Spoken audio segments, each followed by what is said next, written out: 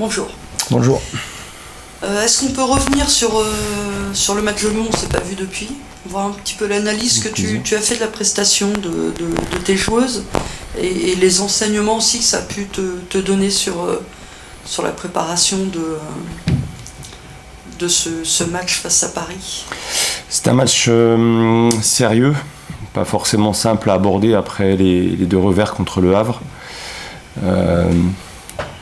Malgré la défaite, parce que j'ai la sensation que, contrairement au Havre, il y avait un collectif qui a bien travaillé ensemble, et pour moi c'était plutôt positif, même si on a perdu. Mais c'est le contenu qu'on attend essentiellement contre Lyon, et l'état d'esprit.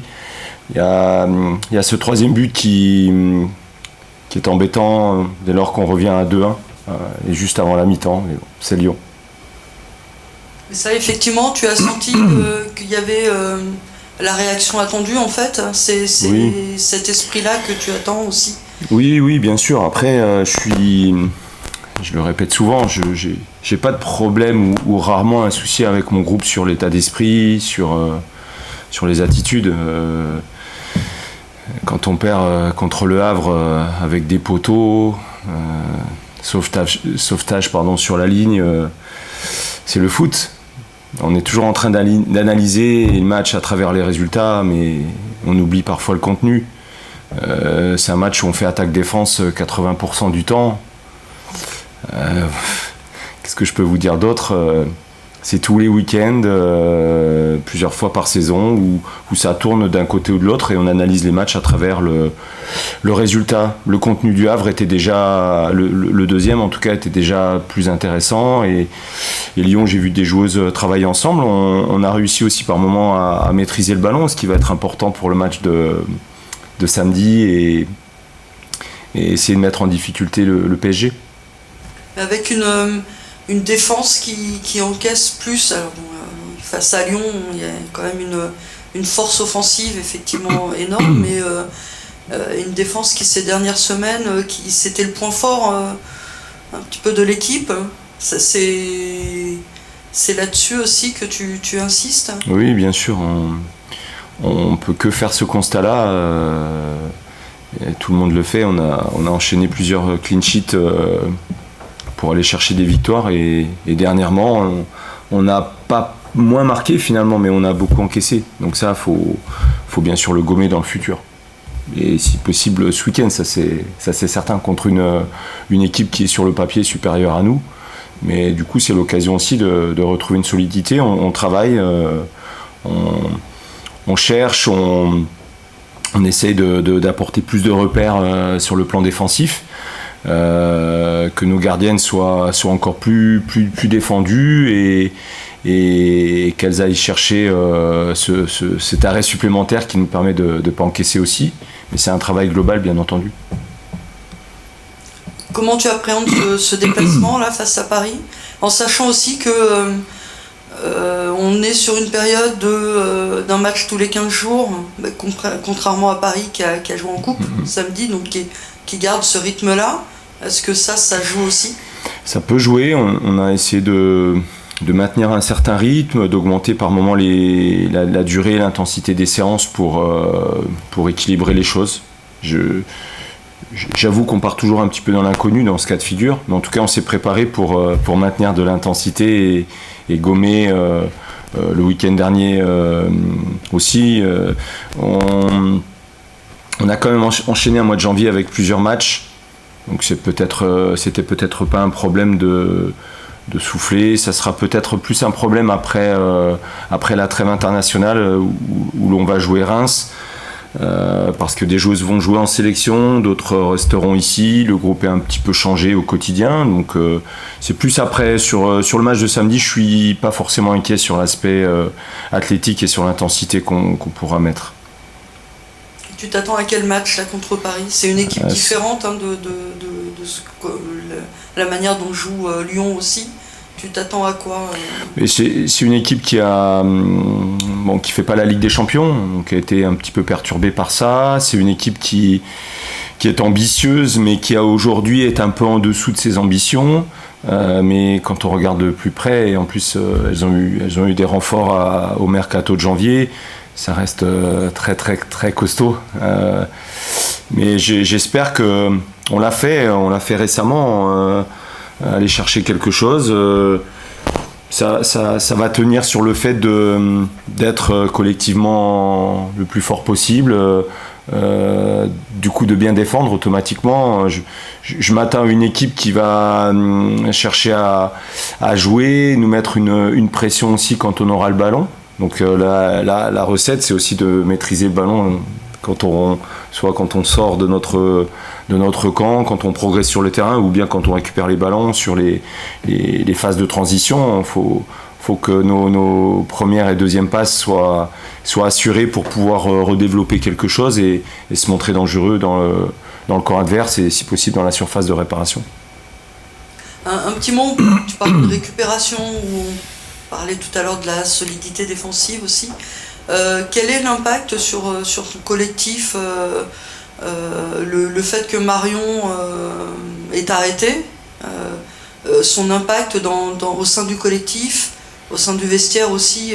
C'est ta capitaine qui fait aussi le lien et le rôle un peu d'aboyeuse sur la pelouse. Quel est l'impact de son absence aujourd'hui? Alors déjà, Marion est au quotidien encore avec nous, parce qu'elle n'a pas le droit au contact par rapport à sa situation, mais elle est tous les jours à l'entraînement. Elle participe encore un petit peu aux séances sur les phases qui sont non jouées, sans contact. Donc elle est encore là de par sa présence. Après, je m'appuie, au-delà du rôle de Marion, je m'appuie sur un groupe, sur un noyau de cadres. Les autres cadres, Sonia, Houchen, Marie Levasseur, Océane Deslandes, les gardiennes. J'ai aussi des cadres dans l'équipe. Donc moi, ce que je leur ai proposé à ces cadres, c'est de prendre pas le relais, parce que je m'appuyais déjà beaucoup sur elles, mais qu'elles prennent encore plus de responsabilités dans le quotidien de l'équipe. Donc je suis pas forcément inquiet. En plus, encore une fois, Marion est là. Alors, elle est plus sur le terrain, mais dès lors qu'elle est présente, elle utilise aussi sa position de capitaine. Donc, non, en tout cas, il ne faut pas que ça perturbe le groupe, et je n'ai pas l'impression, j'ai pas la sensation que ça perturbe le groupe. Je ferai j'en avais parlé tout à l'heure, mais j'aimerais bien effectivement discuter un peu avec Sonia pour voir aussi. Alors, elle l'a déjà porté en début de saison, mais pour voir ce que même porter le brassard, et c'est une responsabilité, inconscient ou pas, de porter le brassard. Mais c'est pour moi, oui, des responsabilités, mais ça doit plutôt tirer vers le haut la joueuse, ça doit apporter de la confiance. C'est toujours intéressant dans un groupe, peu importe l'activité que l'on fait, d'avoir des responsabilités, d'avoir des objectifs vis-à-vis du groupe et de l'entourage que l'on peut avoir. Donc je pense que Sonia ou les autres cadres, parce que je pense pas que la réalité d'un vestiaire, c'est s'appuyer que sur une personne. C'est plusieurs personnes. Je l'ai souvent dit depuis que je suis ici. Par moments, j'attendais plus de mon groupe, et j'attendais plus de responsabilité de certaines personnes et de prise en main de diverses choses finalement, mais surtout montrer le meilleur exemple possible, la meilleure image possible d'une joueuse vis-à-vis de ses coéquipières, tout simplement. Mais je peux aussi attendre ça de n'importe quelle joueuse dans le groupe. Et j'ai souvent évoqué le fait qu'on a un groupe rajeuni, mais lorsqu'on est jeune, on peut aussi avoir des responsabilités et prendre des responsabilités. Ça ne me dérange pas de demander des choses à une joueuse plus jeune, qui fait partie des jeunes du groupe, et qui doit aussi se montrer audacieuse, responsable, et pas subir en fait. Un groupe ne doit pas, une personne dans un groupe, une joueuse dans un groupe ne doit pas subir le groupe.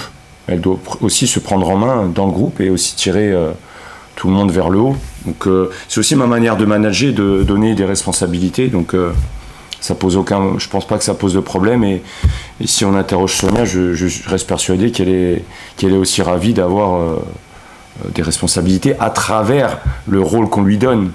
Mais par rapport à ce que je lui demandais avant, c'est juste un morceau de tissu sur le bras. Avant, elle avait déjà des responsabilités.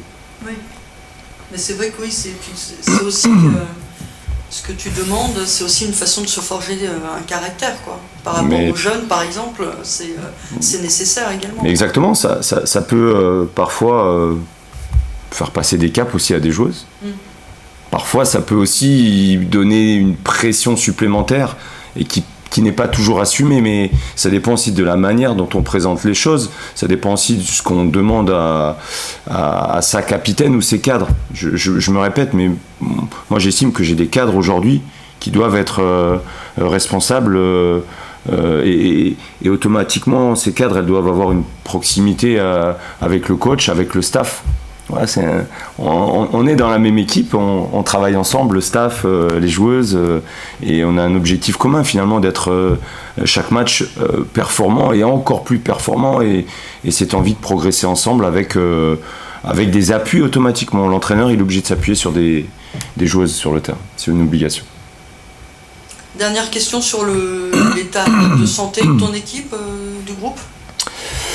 Rien de particulier. Rien de particulier. Le groupe est plutôt complet. On a un groupe qui travaille bien au quotidien, qui est sérieux par rapport à ce qu'on appelle l'entraînement invisible et l'environnement de ce qu'on peut voir à Gramont. Et j'ai un groupe qui est plutôt présent au quotidien aux entraînements, sans pépin, sans pépin physique, donc c'est top.